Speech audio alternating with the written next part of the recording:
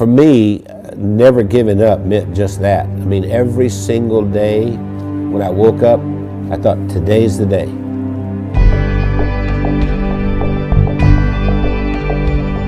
I was the second son in a sharecropper's family, and a sharecropper means that you don't own anything. I mean, you work for someone else who was the landowner.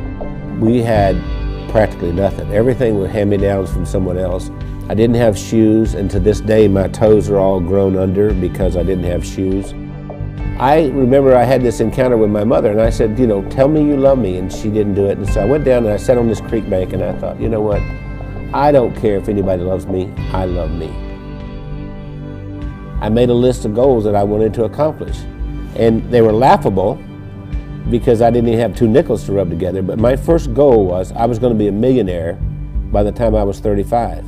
Number 2, I was going to have food to eat because we were always hungry. I mean, my little brother and I used to make mud pies to stop the hunger pains, and I was going to travel all over the world. Those were my goals.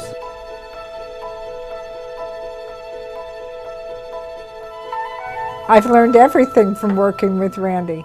I didn't know anything about business. I started out, before I met Randy, I was a teacher, a mathematics teacher.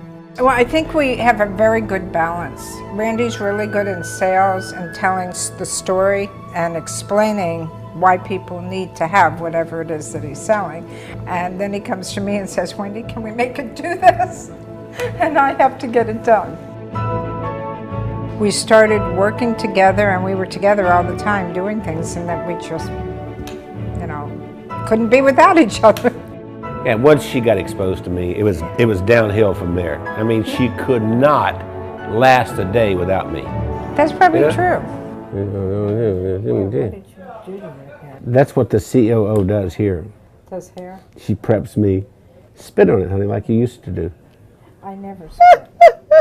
We retired a few times. Did he tell you that? We've tried retirement 3 times, but we never figured out exactly how to do it because we've worked all of our lives. We took a year and we traveled around the world. Then when the decision of the day became, where are we having breakfast? I thought, we're in trouble. If I were giving you advice and you were meeting Wendy for the first time, I would tell you, don't get your feelings hurt if she uses her phone while she's meeting with you. Hey, Kim. Hey, Chris. Okay. I'll see you in the morning. All right. Bye. Bye-bye. I kind of feel like a triage nurse at a hospital. And every week I go in and I reprioritize. No, I'm not approving that. I think what drives Wendy is her desire to be the best and provide the best of service to everyone. Awakened at 2:30 in the morning, and I hear this little click, click, click, click, click, click, click, click, click. And it's Wendy over there looking something up at 2:30 in the morning. And I'll say, why aren't you sleeping? You can do that tomorrow morning. We are the definition of entrepreneurs. And we don't like doing one thing at a time. We have to do a lot of things at the same time. It's not just Randy and Wendy doing all this work. The whole team, every single one of us works round the clock. Hey, gorgeous. Listen, Bernice has been with us for what, 5, 6 years? 6 years. Yes. And we love her to death. And I love you guys. Yeah. Randy leads with his heart. And he's the most incredible person I've ever met. He's gone through so much in his life. And I believe that Randy's, I'm going to make me cry here. Randy has made the difference in my life. What's important is, what do I contribute this day to make the world a better place? I know that sounds corny, but that's really what it is. My daddy used to say, we leave here with empty pockets. The other thing my dad said is that when you leave, you'll be accountable for 2 things. 1, how did you treat Mother Earth?